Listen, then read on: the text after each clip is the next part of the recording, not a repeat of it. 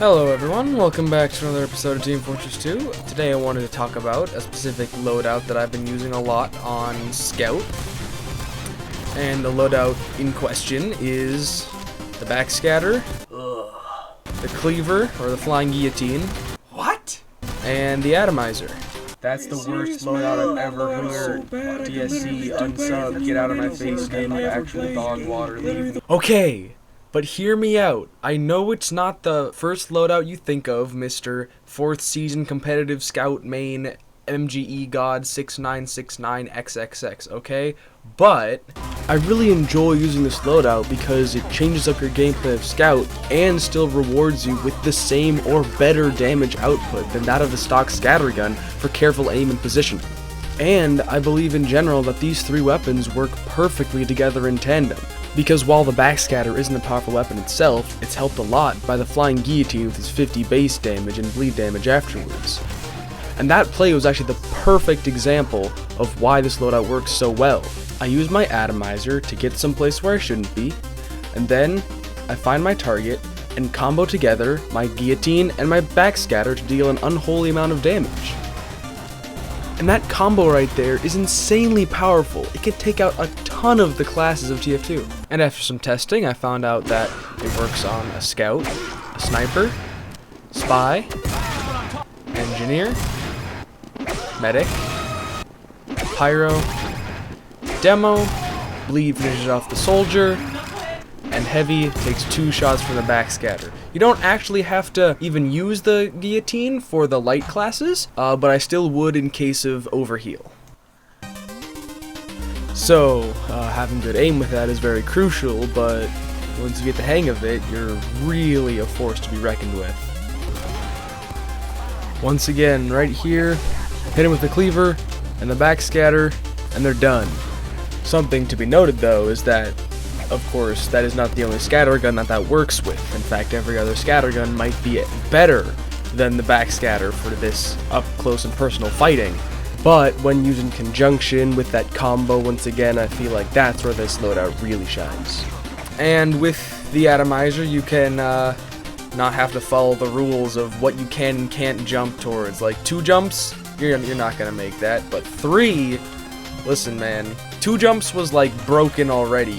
You know, you can make it to the last point of steel with no problem. Wow, how did he reach me from there? 2 jumps, you can already reach the last point of steel. You can get to places where other classes definitely wouldn't by itself. But 3 jumps just gives you insanity that no mortal being should have the power to wield 3 jumps.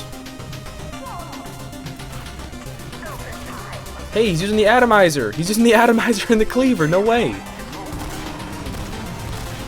We're on the same wavelength. We're using the same mental Wi-Fi router. Hi. Another thing I'd like to mention is that the Backscatter opens the threshold for 2-shot kills from behind, from mid-range, and from close range. So we can see that the stock scattergun deals 104 damage from close range, around 90 damage from medium range, and chip damage, like 19 or so from long range. Now the Backscatter is pretty similar. It deals 104 damage from up close, but around 80 damage from medium range, and around 15 or lower damage from long range, because it has lower accuracy. However, the Backscatter can deal up to 141 mini crit damage from behind. This gives a much larger threshold for 1 and 2 hit kills from behind, further rewarding you for careful aim and positioning. Oh, but that's a crutch weapon. That's a crutch weapon. It deals extra damage, and you can just do that with the stock scattergun, and it takes way more skill.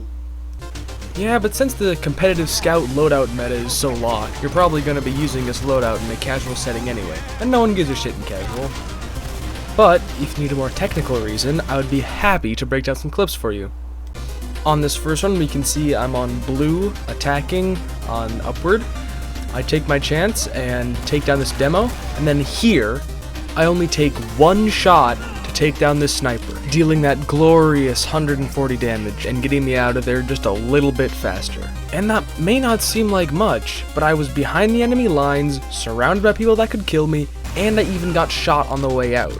That was enough to make me appreciate the little bit of time that the backscatter gave me. On this clip, I'm running around Badwater Basin when I find two gentlemen that I quickly realize I cannot fight at the same time. I start to do a little flanking when I remember that I have friends on the roof that are probably distracting them. And then in 1, 2, 3 quick shots, they're done. I guess what I'm trying to prove here is that this loadout is a real time saver. It can get you in and out of situations even faster than Scout normally would be able to.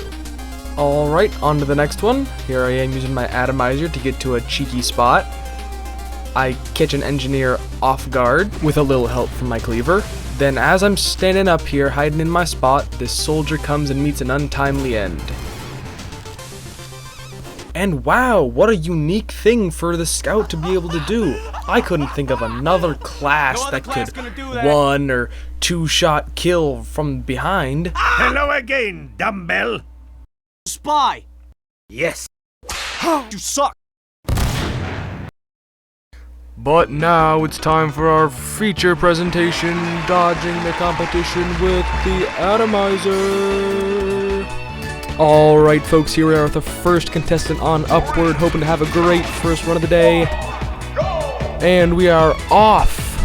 We have our first bad run-in with the sentry, but hoping to improve the rest of the run. Here he comes right out of the center pipe. He's got another sentry to deal with, but the spy has sapped it right past the competition. He goes! There are teleporters everywhere, and a run-in with an engineer, but he's not stopping to kill that engineer or any of the teleporters. Oh, jumps off the cliff, but narrowly avoids death. Don't worry, ladies and gentlemen, he's got 3 jumps. No one can stop him.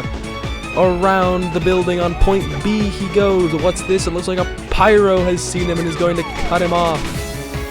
Our hero decides to ditch that route and is going for a flank or a juke. You can't really get around this side of Upward. Our hero learns this in this round, but he's hoping to come around here and catch the pyro off guard, finishing strong. He gets it! We got a winner, folks. We got one. Here we are again with our next contestant here on Red on Barn Blitz.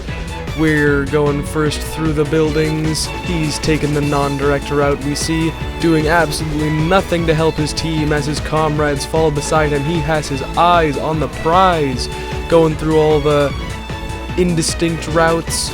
But here he finally runs into some enemies who try shooting him. This Scout has absolutely 0 aim, but this heavy looks like he can do something, but oh, he gets it! And our contestant dies spectacularly in the air as well. And here we are with our last run on Badwater Basin. The gates open, and they're off. Looks like he's going to take the pretty expected tunnel entrance. There'll be no problem passing through there. The only thing that'll be able to deter him are sentries, of which there are 2. But they're both placed in non-lethal places, so he's able to get through just fine, where he meets a Demo Knight going through the choke point. But it looks like this Demo Knight has absolutely no idea what he's doing, but it's alright, we'll have to start somewhere. But it's basically a free pass through the entire back part of the map. Flanking is easy, it's like no one is even there. Anyway, we're going on to the very last parts.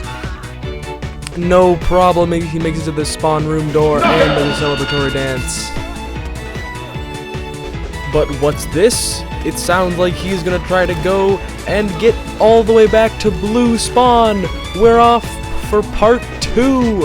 He's gonna take a back flanking entrance usually used on the final point, but this time it's used to get all the way back around the outside of the map, going through all the tight, close housings, making sure no one will be able to catch up with him. He takes a few health packs, make sure to get all healed up in case he meets someone on the way back, and it looks like that paid off because he definitely does meet some people. 2 soldiers, he's practically jumping straight on this guy's head. He didn't even notice. Looks like there's a sentry that'll also try to stop him, but it misses. It was wrangled. How lucky. He's able to get all the way back to the spawn room, and of course is doing that celebratory dance. Anyways, thank you guys so much for watching, and I'll see you in the next one. Alright, goodbye.